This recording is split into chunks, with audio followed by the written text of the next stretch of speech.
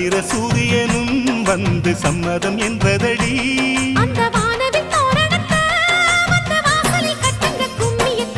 செம்பருத்தி பூ சேலைய கட்டி படிக்குது ஒரு பாட்டு, இது பருவத்தோட கூத்து.